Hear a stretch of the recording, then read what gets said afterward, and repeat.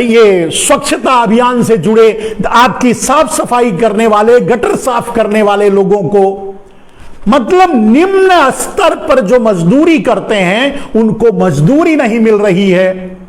बेरोजगार सड़क पर उतरकर लाठी खा रहे हैं। आप 500 गुना कमाते हो नरेंद्र मोदी, आपके भाई 500 गुना कमाते हैं, उनको वो तो दे दो। और क्यों नहीं मिल रहा है, यही तो मैं पूछता हूं। मेरा सवाल यही है कि जहां आपके भाई लोग 500 गुना कमाते हैं, वहां कोई मजदूरी भी हासिल नहीं कर पा रहा है। मनरेगा में काम किया, उस मजदूरी को भी उसे नहीं मिल रहा है। कुछ तो दया करो यार।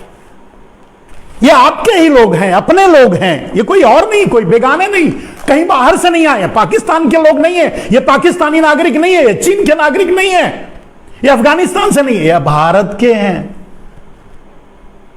आपके ही बेचारी रियाया है, प्रजा है आपकी, भूखे मर रही है, आपको भी परेशानी हो रही है। 5 किलो अनाज देकर उनका पेट पाल रहे हो, 1500 उनके खातों में डालने का कर रहे हो, उज्ज्वला का नाम, इसका नाम, उसका नाम, पता नहीं कितना कितना नाम लेते हो। ये सारी चीजों को छोड़ करके थोड़ा सा फार्मूला बता दो। वो 500 गुना वाला नहीं, 100 छोटा सा फार्मूला, रोज कमाने रोज खाने वाला फार्मूला, बस इतना ही बता दो। आपने आज किसानों से भी धोखा किया। किसान भी मजबूर होकर फिर से सड़क पर उतर एमएसपी की बात करते हैं। किसानों को यह समझ में नहीं आ रहा है कि वो एमएसपी लेके क्या करेंगे। वो किसान उतरे हैं, सड़क पर उतरेंगे, लोगों को के पास जाएंगे, समझाएंगे कि मुझे एमएसपी दे दो। उन्हें यह पता नहीं है कि आपकी एमएसपी नहीं, आपका तो खेती छीन लिया गया, किसान बिल लागू कर दिया गया, जमीन आपके पास रहने ही नहीं पाएगी। कैसे? प्राइवेटाइजेशन से आपने जो कर दिया। एपीएमसी मंडी अडानी के हाथ, एमएसपी अब अडानी तय करेंगे। लोगों के किसान अपने खेतों में क्या पैदा करेंगे, अडानी तय करेंगे। किसान आज भी भ्रमित हैं। वो ये सोच रहे हैं कि नरेंद्र मोदी ने किसान बिल वापस ले लिया। और कुछ बेचारे भारतीय जनता पार्टी के टपंखे जो हैं, जिनको ज्ञान मान तो कुछ है नहीं, पढ़े लिखे पता नहीं कहां से आते हैं, तो वो ये कह रहे हैं कि बड़ा दिल दिखाते हुए नरेंद्र मोदी ने किसान बिल वापस ले लिया। मैं ये पूछ रहा हूं मेरे भाई, किसान बिल तो लागू हो गया। और बोल रहा हूं, आप सुन लो, समझ लो, सच आप देख लो, सामने है। अगर प्राइवेटाइजेशन इट्स इंप्लीमेंटेड तो दुनिया की कोई ताकत किसान बिल लागू करने से नहीं रोक सकती। किसान बिल तो ऑटोमेटिक लागू हो गया, उसको लागू करने की क्या जरूरत है, उसको संसद में पास करवाने की क्या जरूरत है। किसानों को बिजली तब मिलेगी जब वो कॉन्ट्रैक्ट साइन करेंगे। किसानों को बीज, किसानों को पेस्टिसाइड, किसानों को उर्वरक, किसानों को इंस्ट्रूमेंट, किसानों को डीजल, किसानों को पानी, सब कुछ तब मिलेगा जब वो कॉन्ट्रैक्ट साइन करेंगे। और कॉन्ट्रैक्ट जब तक साइन नहीं करेंगे तब तक ये सारी चीजें नहीं मिलेगी, क्योंकि तो मालिकाना हक तो उनका है। आप बताइए नरेंद्र मोदी जी, आप कहां से लाकर यूरिया दोगे, कहां से डाई डीएपी दोगे, कहां से आप बिजली पानी दोगे, कहां से आप एमएसपी की बात क्या करते हो, मजाक क्यों उड़ाते हो यार। हम जैसे लोगों से आपकी नहीं चलिए कोई बात नहीं। अब किसान बेचारे हैं, मैं किसानों से सीधे अगर मैं कह रहा हूं, अगर मेरी बात किसानों तक पहुंच रही है, तो मेरे किसान भाइयों, आप नरेंद्र मोदी के बर्खास्तगी की मांग करो। जब तक नरेंद्र मोदी कुर्सी पर बैठे हैं तब तक आपको मौत के फरमान के अलावा कुछ भी हासिल नहीं होगा।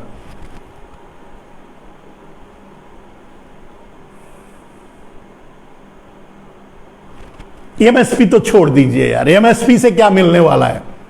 एमएसपी पर जब फूड कॉर्पोरेशन ऑफ इंडिया उनका होगा, जब एपीएमसी मंडी उनकी होगी, जब फिर एमएसपी का क्या मतलब है यार? एमएसपी से क्या मिलने वाला है किसानों को?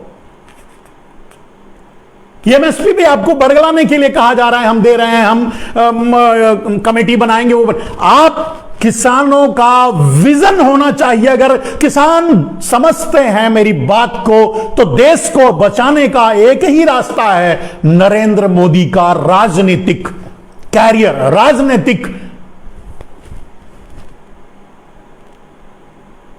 गुजरात के मुख्यमंत्री हैं, वहां भेज दो, वो अपना देखेंगे, वो ठीक है, वो गुज्जू गुज्जू भाई आपस में समझ लेंगे। पूरा देश अगर इतना खतरा मत मोल लो, तो आपका आंदोलन, आप जब एमएसपी के बारे में आज निकल करके कहने जा रहे हो, मेरे किसान भाई, मेरे राकेश टिकैत भाई, मेरे और जो भाई हैं किसान के नेता, मैं उनसे कहना चाहता हूं कि अगर आप चाहते हो कि किसान बिल तो लागू हो, दुनिया की कोई ताकत नहीं रोक सकती, ऐसे जैसे मैंने बताया ऐसे लागू कर देंगे। अगर रोकना चाहते हो तो आपको रोकना पड़ेगा नरेंद्र मोदी का राजनीतिक कैरियर। नरेंद्र मोदी को प्रधानमंत्री की कुर्सी से उतारे बगैर आप कुछ नहीं कर सकते। आपको एमएसपी नहीं, नरेंद्र मोदी की बर्खास्तगी मांगनी होगी। आपको लोगों के बीच जाकर यह बताना होगा कि आप मोदी जनता पार्टी को वोट किसी भी कीमत पे मत दो, तब जाकर देश बचेगा। समझो, एमएसपी मांगने से कुछ भी नहीं मिलने वाला है, क्योंकि ऑलरेडी आप वही बोल रहा हूं ना, एमएसपी की बात करते हो, एमएसपी पर कौन खरीदेगा? अब बोलो, एमएसपी हमने लागू कर दिया, सरकार ने कमेटी बनाई और एमएसपी का को डिक्लेयर कर दिया। आपके एक एक सामान, लहसुन प्याज से लेकर के नून तेल धनिया तक, सबको एमएसपी की गारंटी दे दी। जो भी पैदा होता है खेतों में, यहां तक कि बथुआ और मरचा, जो भी, एमएसपी की गारंटी दे दी। लेकर क्या करोगे? बंटा छीलोगे? इधर एमएसपी की गारंटी दे दी, उधर एफसीआई नहीं रहेगी, एपीएमसी मंडी नहीं रहेगी, सब कुछ प्राइवेटाइजेशन हो जाएगा, सब कुछ प्राइवेट हो जाएगा, सब कुछ अडानी अंबानी के हाथों में होगा। आप एमएसपी लेकर क्या करोगे मेरे भाई? अगर लेना ही है तो नरेंद्र मोदी का इस्तीफा लो, अपनी समझ को थोड़ा आगे ले जाओ, नरेंद्र मोदी की तरह सोचो। नरेंद्र मोदी 47 साल पीछे अपने अमृतकाल को ढकेल दिया, सिर्फ इसलिए क्योंकि वो जानते हैं कि अब वो राष्ट्रपति बनेंगे, राष्ट्रपति बनने के बाद अमित शाह को प्रधानमंत्री बनाएंगे, उसके बाद संविधान खत्म करेंगे, उसके बाद लोकतंत्र खत्म करेंगे, खुद को आजीवन राष्ट्रपति घोषित करेंगे। ये सब करने वाले, उनकी तो लंबी योजना है, और आप एमएसपी पे अटके हुए हो। अरे भाई, देश बचा लो, एमएसपी तो मिलती रहेगी। और पूरे देश, ये किसानों की बात नहीं है, देश का एक एक आदमी के लिए ये अमृत काल नहीं, विष काल है। और ये समझ लो, अमृत काल नहीं, ये वार्निंग काल है, समझ लो। यमराज आपके सामने खड़ा है, बचना चाहते हो, लुका छिपी से नहीं बच सकते, मुकाबला करो, शिखंडी को हटाओ, शिखंडी को महाभारत जिसने भी देखा है, जिसने भी समझा है, उसको समझ में आनी चाहिए, शिखंडी का हटना जरूरी है, यानी नरेंद्र मोदी का हटना जरूरी है। जब तक शिखंडी बीच से नहीं हटेगा, तब तक भीष्म पितामह यूं ही मरते रहेंगे। मतलब किसान की मौत, देश की मौत, चाहे भूख से हो, चाहे गरीबी से हो, चाहे बीमारी से हो, बेरोजगारी से, किसी भी तरह से मरना आपकी किस्मत में है। It's a world order. Narendra Modi ने बड़े बड़े वैज्ञानिक की तरह इस बात को बताया कि अब आगे जो आएगा उसका वर्ल्ड ऑर्डर कुछ और होगा। वही और बता रहा हूं आपको, नया वर्ल्ड ऑर्डर क्या होगा, आपके लिए जगह नहीं है। आप अपने खेतों से किसको हकालते हो? पशुओं को हकालते हो ना? क्यों हकालते हो? घर पे बांध क्यों नहीं लेते? उनको घर पे बांधोगे कैसे? क्यों बांधोगे? जब उनके उनके गोबर गोमूत्र की जरूरत पड़ती थी आपके खेतों को, जब उनसे आप हल जोत चलाते थे, उनकी सेवा लेते थे, तब उनकी जरूरत थी। अब उनकी जरूरत आपको नहीं है, इसके लिए हकाल रहे हो।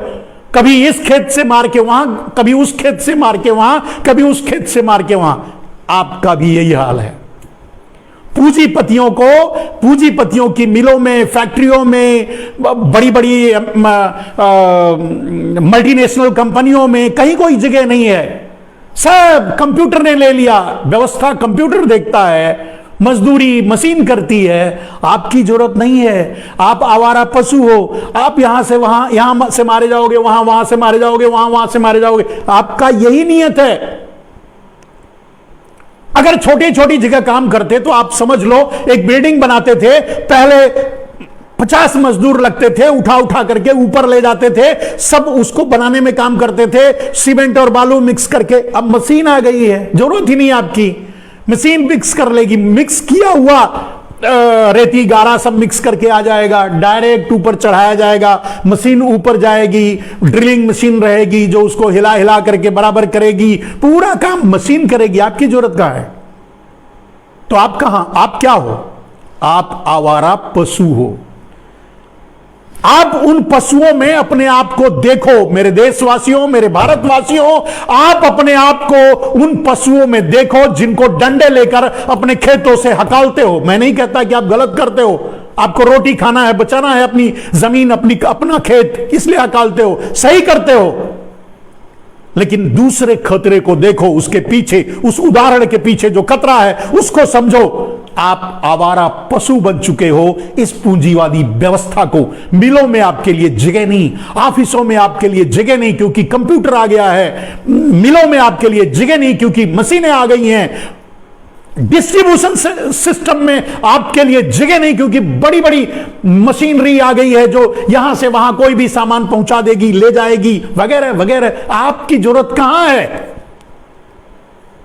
आपकी जरूरत है जहां मशीनें काम नहीं करेंगी तो खेतों में खुदाई करना हुआ, गुड़ाई करना हुआ, हो सकता है कुछ ऐसे काम हो जहां मशीनें काम ना करें, वहां आपको काम पर लगाया जाएगा। ईंटा ढोने के लिए ईंटा, हो सकता है जहां मशीनों की जरूरत और कंप्यूटर की जरूरत नहीं होगी वहां आपको लगाया जाएगा, वरना आपको हकाल दिया जाएगा। इस इंस्टीट्यूशन के दरवाजे से उस इंस्टीट्यूशन के दरवाजे से इस इंस्टीट्यूट ऐसे हकाला जाएगा। आप आवारा पशुओं की तरह घूमते रहोगे, आप पूरी जिंदगी घूमते रहोगे, आपको कुछ नहीं मिलेगा। ये बोलते हैं ना, इतना लाख की नौकरी देंगे, उतना लाख की। बाप की नौकरी, बाप का माल है क्या? नौकरी कहां से देगा? देगा कैसे जब बेच दिया तो? एक उदाहरण मैं देता हूं। आपकी अपनी छोटी सी फैक्ट्री थी, 20 आदमी काम करते थे, आपने किसी तीसरे आदमी को बेच दिया। अब कोई आपके यहां नौकरी मांगने आएगा तो दोगे? कहां से दोगे? आप तो बेच दिया। तो नरेंद्र मोदी ने तो बेच दिया, मिलेगा कहां से? मिलेगा कॉन्ट्रैक्ट। मोटा काम वो भी जो मशीनें नहीं कर पाएंगी, कंप्यूटर नहीं कर पाएगा, वही मोटा काम आपके लिए दिया जाएगा, आपको दिया जाएगा बुला बुला करके 5,000 और 10,000 की तनख्वाह में। अगर आप एमए कर रहे हो, बीए कर रहे हो, एमटेक कर रहे हो, बीटेक कर रहे हो, डिग्री ले रहे हो, सोच रहे हो कल ये बन जाएंगे, कल वो बन जाएंगे, कल वो बन जाए, कुछ नहीं होने वाला। मैं निराशा की बात नहीं कर रहा हूं। It's a systematic world order जो नरेंद्र मोदी बता रहे हैं। नहीं आप समझ पा रहे हो, मैं समझा रहा हूं, बस इतना ही फर्क है। वो आपको आधी बात बताते हैं वर्ल्ड ऑर्डर, मतलब आप सपना देखोगे, अरे यार नया वर्ल्ड ऑर्डर में हमको भी टेक्सला कार मिलेगी, वो BMW मिलेगी, हम भी नरेंद्र मोदी की तरह चलेंगे, आगे पीछे हम सिक्योरिटी, भाई घंटा मिलेगा, घंटा। और उनको ही कितने दिन तक मिलेगा? मैंने बोला शिखंडी का क्या हुआ था महाभारत में, बाप बताओ। आप शिखंडी से क्या उम्मीद करते हो? नरेंद्र मोदी से आप क्या उम्मीद करते हो? वो आपके लिए क्या कर सकते हैं यार? आपके अपने भीष्म पितामह को मरवाने के अलावा वो कुछ नहीं कर सकते।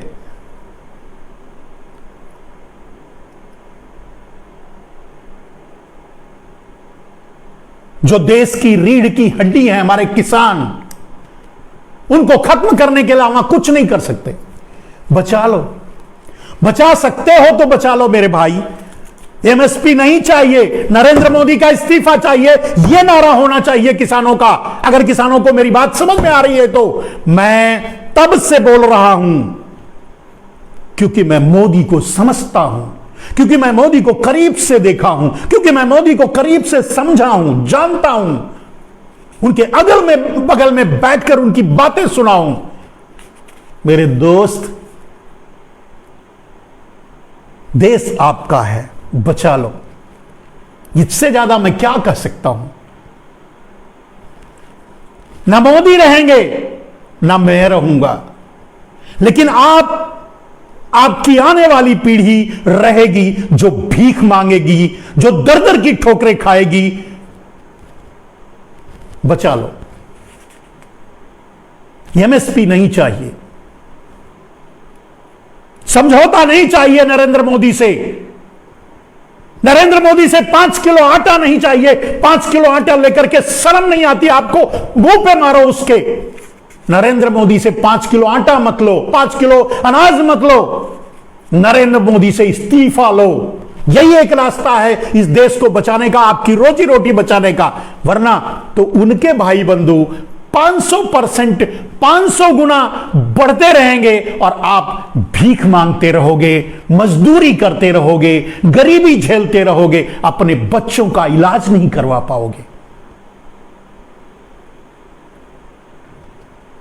अपने बच्चों को पढ़ा नहीं पाओगे। सारी शिक्षा व्यवस्था खत्म। अब कहते हैं कि वो 50 चैनल चला देंगे, 50 चैनल, 100 चैनल चला देंगे पढ़ने के लिए बच्चों को। वो चैनल कौन चलाएगा? अडानी अंबानी चलाएंगे। उस चैनल पर पढ़ेगा कौन? 5 किलो अनाज लेकर के आप पेट पाल रहे हो, आपके पास हिम्मत है टीवी खरीद करके अपने बच्चों को देने के लिए? उसमें पढ़ लो। यानी नरेंद्र मोदी के पास कोई ऐसा विजन नहीं है मेरे दोस्त जो आपके लिए है। आपके लिए कुछ भी नहीं है नरेंद्र मोदी के पास। अगर चाहते हो इस देश को बचाने के लिए तो मात्र एक नारा होना चाहिए, मोदी हटाओ, देश बचाओ। वरना तो जाओ।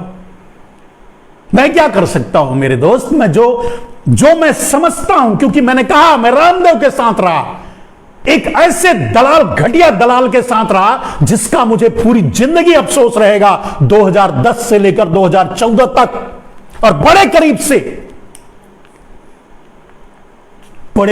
से इनकी दलाली देखी है मेरे दोस्त। मैं इनको समझ चुका हूं। ये दल्ले हैं, दलाल हैं, पूंजीपतियों के दलाल हैं, देश और दुनिया के पूंजीपतियों के दलाल हैं ये। आपको बेच खाएंगे, आपकी हड्डी बेच देंगे, आपकी किडनी निकाल ली गई,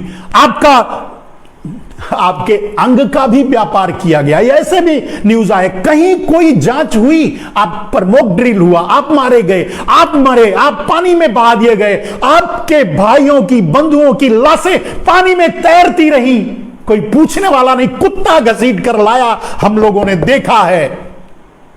पता नहीं किस मिट्टी के बने हो तुम लोग जो भूल जाते हो।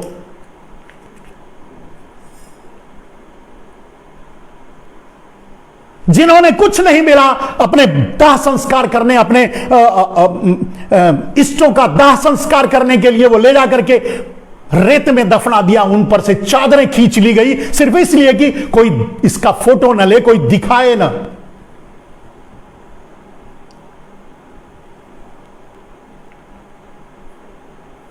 मैं दुनिया भर के सवाल करता हूं, कोई मुझसे कुछ नहीं पूछता।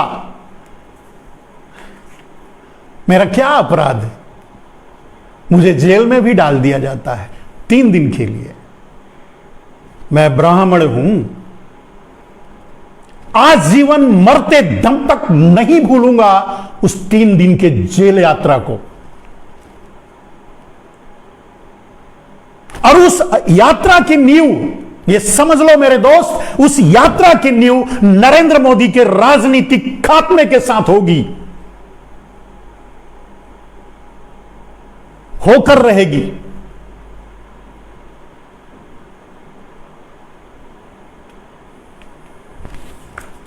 तो दोस्तों, दंगाइयों की बात करना, माफियाओं की, बार बार आज भी इतने के बाद भी नहीं बदले। दंगाइयों की बात करना, माफियाओं की बात करना, ये ड्रामा करना, ये सब क्यों करते हैं? ये क्योंकि आपको बरगलाना चाहते हैं मेरे दोस्त। आप जानते हो, कल एक घटना हुई, अब उसको एसपीजी क्या बोलते हैं, पहले जेड प्लस थे, अब पहले कुछ था, अब जेड प्लस या हाई सुरक्षा दी जा रही है। एक बात बताओ मेरे दोस्त, बीजेपी के अलावा, मैं ये चैलेंज के साथ कह रहा हूं, इसको आप सुनिए, बीजेपी के अलावा भारत में किसी के पास हिम्मत है जो गोली चलाए?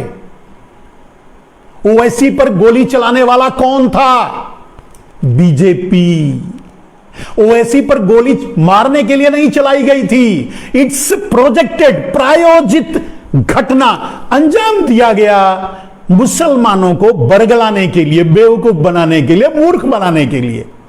कितनी सातिराना चालें चलते हैं ये, और उसके बाद भी आप उनको समझ नहीं पाते मेरे दोस्त। दया करो, आपसे मैं भीख मांग रहा हूं, इस देश को बचाओ, दया करो इस देश पर, वरना आने वाली पीढ़ियां, हम ताना मारते हैं मेरे दोस्त, हम अपने आप को बहादुर कैसे कहते हैं? हम तो हजारों साल गुलाम रहे।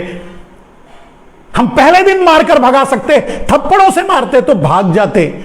हमारे समुद्री लुटेरे आकर हम पर राज करके चले गए। हम अपने आप को बहादुर कैसे कह सकते हैं? आज जो हमारे पूर्वजों ने गलतियां की, वो इनके ही पूर्वज थे, तो जो हमारे पूर्वजों ने गलतियां की, वो गलती आप कर रहे हो नरेंद्र मोदी के साथ, उसे भगाओ। भगाने के अलावा कोई रास्ता आपके पास नहीं है।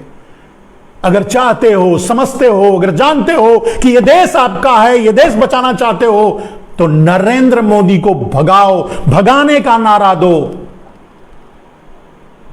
एमएसपी मत मांगो मेरे किसान भाइयों, मेरे किसानों के बच्चों से, किसान भाइयों से, किसानों के बच्चे जो शहरों में रहते हैं उनसे, सबसे, आम उपभोक्ता से, गरीब से, मजदूर से, सबसे मेरी गुजारिश है, आप एक द्रोह काल से गुजर रहे हो।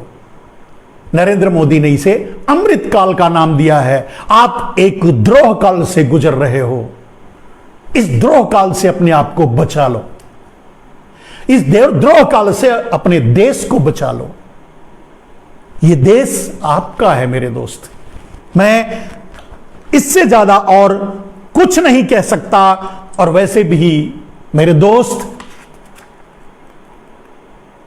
मेरी ये बातें लिख करके रख लेना, रिकॉर्ड करके रख लेना, अपने पर्स में रख लेना, जहां भी रख सकते हो रख लेना। दूसरों को पहुंचाओ, दूसरों को बताओ, दूसरों को प्रेषित करो आगे। लेकिन एक ही गुजारिश है मेरे दोस्त, इस देश को बचाओ। और मैं बहुत बार कह चुका हूं मेरे दोस्त, मैंने कुछ सवाल किए, इन सवालों का जवाब इनके पास नहीं। कुछ और सवाल करता हूं, टेक्निकल सवाल मेरे दोस्त। नरेंद्र मोदी ने वादा किया था काला धन लाएंगे, काले धन वालों को लिस्ट लेकर घुमा करते थे। चलिए आज सवाल करता हूं, नरेंद्र मोदी जी, वो काले धन वाली लिस्ट आज जारी कर दो, देश को बता दो कि वो काला धन किसके पास है। जेल में मत भेजो, छोड़ दो, माफी दे दो। हिस्सा ले लिया आपने तो कुछ नहीं करोगे, मालूम है, तो कम से कम देश को बता दो कि काला धन किसके पास, who is the ultimate owner of today, black money किसके पास है, बता दो, आपकी पोल खुल जाएगी। Who is the maximum banking finance किसके पास है, बैंकिंग लैंडिंग मनी किसके पास है, बैंकों से पैसा किसने ले रखा है, देश को बता दो। चलो 500 करोड़ से ऊपर का ही बता दो, उससे नीचे का नहीं। 500 करोड़ से ऊपर भारत में किसने लोन ले रखा है, किसने पैसा लेकर के डूबा है, कौन लेकर के भागा, उनकी लिस्ट बता दो। कुछ मत करो, कोई कार्रवाई मत करो, उनसे मत वसूलो, मानता हूं कोई बात नहीं, पिछली सरकारों ने गलती की थी, ओके, यही मान लेता हूं, ठीक है, बता दो। देश जान तो ले कि वो कौन है चोर, उन चोरों का चेहरा तो लोगों के सामने आ जाए, वो उन चोरों के जरिए आपको पहचान जाए। चैलेंज है नरेंद्र मोदी, आप बता के देखो। एक दिन, अगर दूसरा दिन आप नहीं देख सकते उस कुर्सी पर, ये देश उठाकर फेंक देगा, आपको उठाकर फेंक देगा। जिस दिन देश को पता चलेगा ब्लैक मनी किसके पास है, जिस दिन देश को पता चलेगा 90% ब्लैक मनी किसके पास है, जिस दिन देश को पता चलेगा 90% बैंकिंग फाइनेंशियल लोन किसके पास है, जिस दिन देश को पता चलेगा कि जो आपने राइट ऑफ किया है, माफ किया है लोन का, बैक डेबिट्स डाला है, वो किसका है, 90% किसका है, 10% मैं भी जानता हूं, 90% किसका है। बैंकों का एनपीए किसके ऊपर है, बैंकों का पैसा लेकर भारत छोड़कर भागा कौन है, 90% कौन है। लिस्ट जारी कर दो, बैंक का लिस्ट दे सकता है, इससे किसी देश से ट्रीटी तो नहीं कही हो ना कि उसको बता दोगे तो तूफान आ जाएगा, कुछ हो जाएगा, कुछ नहीं होगा। आप बता के देखो बैंकों का ब्लैक मनी किसके पास है, who is the ultimate owner of the today for black money, किसके पास है, 90% किसके पास है। मैं जानता हूं, मैं नहीं बोल रहा हूं, आप बोलो। बैंकों का लोन किसने ले रखा है, 90% बैंकों का लोन किसने ले रखा है। बैंक जो डिफॉल्ट हुए हैं वो किसके कारण से हुए हैं, नाम बताओ। 500 करोड़ से ज्यादा बैंकों का लोन किसने ले रखा है, बैंकों का पैसा लूट करके कौन भागा है। और फाइनली नरेंद्र मोदी 6000, आप पलायन की बात करते हो, कैराना से, यहां से, वहां से, मैं देश के पलायन की बात करता हूं। 6 लाख से ज्यादा भारतवासी देश छोड़कर, देश की नागरिकता छोड़कर चले गए हैं। वो कौन है, उनकी लिस्ट जारी करो, पूरा देश समझ जाएगा who is the culprit of India. Bharat का चोर कौन है। 6 लाख जो भारत की नागरिकता छोड़े हैं उनमें कौन है, उनका नाम जाहिर करो, देश को बताओ, आप पता चल जाएगा पूरे देश को कि कौन है वो छोड़ कर गए हैं या उन्हें भेजा गया है, उन्हें बसाया गया है उस ब्लैक मनी को सेट करने के लिए, ब्लैक मनी को अंडरग्राउंड करने के लिए, ब्लैक का व्हाइट करने के लिए, ब्लैक मनी की हिस्सेदारी लेने के लिए। नहीं बताओगे। ये सारे सवाल हैं मेरे नरेंद्र मोदी जी, इस देश से भी। और ये देश आज बार बार घूम फिर करके माफियाओं की बात, मुसलमानों की बात, हिंदुओं की बात, 80-20 की बात क्यों करते हो, मैं जानता हूं। इसके अलावा कैसे बचोगे। एक उदाहरण देता हूं कि शिवलिंग पर चढ़े हुए बिच्छू की तरह है, हमेशा आप धर्म की आड़ में छूट जाते हो। जब भी आपको बोलना होता है, जवाब देना होता है, तब आप काशी की बात करते हो, मथुरा की बात करते हो, झोपड़ी की बात नहीं करते, गरीब की बात नहीं करते, बेरोजगारी की बात नहीं करते। आप बताते हो, आप खुद ही कहते हो 84 करोड़ लोगों को 5 किलो अनाज देकर आप पाल रहे हो नरेंद्र मोदी। क्या ये 84 करोड़ लोग 5 किलो अनाज भी खरीदने की जो हैसियत नहीं रखते, वो कब, कहां, कैसे पैदा हो गए, देश को बता दो।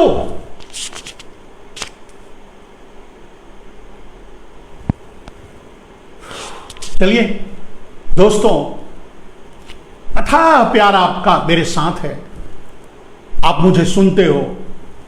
हमारी आपकी मुलाकात अब फिर से सोमवार को होगी मेरे दोस्तों, हम फिर सोमवार को मिलेंगे। लेकिन मैं जितने लोग मेरे भाई, मेरे बंधु, मेरे मित्र जुड़े हुए हैं इस समय, जो मुझे सीधे सीधे देख रहे हैं, मैं उनसे हाथ जोड़कर प्रार्थना करता हूं कि मेरी बात सुनकर अपने पास तक मत रखो मेरे दोस्त, ये दूसरों को पहुंचा दो, इस देश को बचा लो। वरना जिस तरह हम कहते हैं कि हम हजारों साल गुलाम रहे, हम उन्हें बहादुर कैसे मान लें, हम उन्हें वीर कैसे मान लें। क्या हम हजारों सालों तक गुलाम रहे और वो हमारे लिए कुछ नहीं कर पाए। कुछ चोर, नाविक, लुटेरे भारत में आए और भारत को गुलाम बनाते रहे और वो कुछ नहीं कर पाए, हम उन्हें वीर कैसे मान लें मेरे दोस्त। उसी तरह से आज आने वाली पीढ़ी आपसे पूछेगी, आप पर सवाल उठाएगी कि 2020, 22, 2014 से लेकर के 2000 आज 22 है, तो 2014 से लेकर के 2022 के लोगों ने इस देश के लिए क्या किया? हमारे पूर्वजों ने हमारे लिए क्या किया? हमें गुलामी दी, हमें जलालत दी। जो मैंने बात कही है इसे स्लोगन मत समझना मेरे दोस्त। जिस तरह से आप या पूरा देश आवारा पशुओं से परेशान है, उसी तरह से ये पूंजीवादी लोग, ये नरेंद्र मोदी, ये अडानी, ये अंबानी, ये जो जितनी भी अंपायरिंग्स है, जो 500 गुना कमाते हैं, उनके लिए आप आवारा पशु हो। आपको एक दरबे में, एक बाड़े में ले जाया जाएगा, चारों तरफ से बाड़े लगा दी जाएंगी, उसके बीच आप मर जाओगे तड़प तड़प कर भूखे। आज जो हाल आवारा पशुओं का है, वही हाल आम आदमी का होगा। अब क्यों? मैंने वो भी आपको तर्क के साथ बता दिया कि न तो कहीं नौकरी है, न तो कहीं जॉब है, न कहीं प्रोडक्शन है। मैंने कहा कि टेक्नोलॉजी, जो मैनेजमेंट है वो कंप्यूटर संभालता है, जो मजदूरी है वो ये क्या कहते हैं इसको,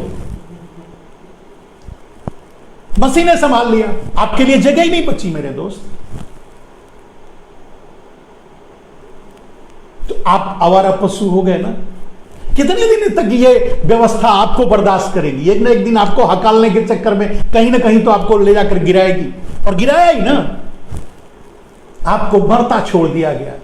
आप रोड पर चले, भूखे, नंगे, प्यासे, अपनी बीवी को छोटी सी गाड़ी में बिठाकर ढकेलते हुए गए। साइकिल पर एक बेटी अपने बाप को बिठाकर गई। बैलगाड़ी पर, बैलगाड़ी में भी एक बैल और दूसरी तरह एक अपना भाई अपना कंधा देकर उस बैलगाड़ी को खींचते हुए अपने घरों तक पहुंचा। लोग रेलवे लाइन पर कटते रहे, मरते रहे। जो पार्टी आज हजारों हजार गाड़ियां आपके बीच भेजी हैं वोट मांगने के लिए, उन्होंने एक साइकिल तक आपको मुहैया नहीं कराया कि आप इसी से अपने घर चले जाओ।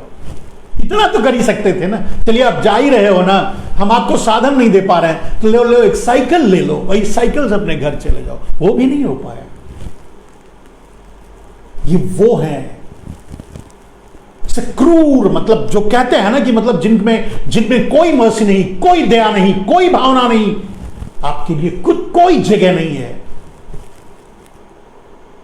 इसलिए मैं कहता हूं, मैं किसान भाइयों से कहता हूं, एमएसपी नहीं, मोदी का इस्तीफा मांगो। मैं मजदूर भाइयों से अपने कहता हूं, आप मनरेगा में अपनी नौकरी और उससे मिलने वाला पैसा मत मांगो, नरेंद्र मोदी का इस्तीफा मांगो। मैं अपने बेरोजगार भाइयों से कहता हूं कि आप नौकरी नहीं, नरेंद्र मोदी का इस्तीफा मांगो। मेरे दोस्त, आज के लिए बस इतना ही।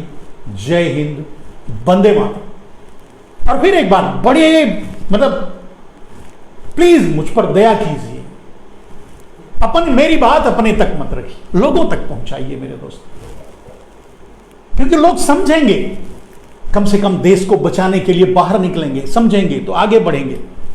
आज के लिए बस इतना ही। जय हिंद, वंदे मातरम। फिर मुलाकात होगी सोमवार को इसी प्लेटफॉर्म पर, ऐसे ही। धन्यवाद, धन्यवाद आप सभी लोगों का धन्यवाद, क्योंकि आप बड़ी संख्या में जुड़े हुए हो। और आपसे इसीलिए मैं कहता हूं कि अगर इतने लोग मिलकर चाहोगे तो इसे घर घर तक पहुंचा दोगे। जय हिंद।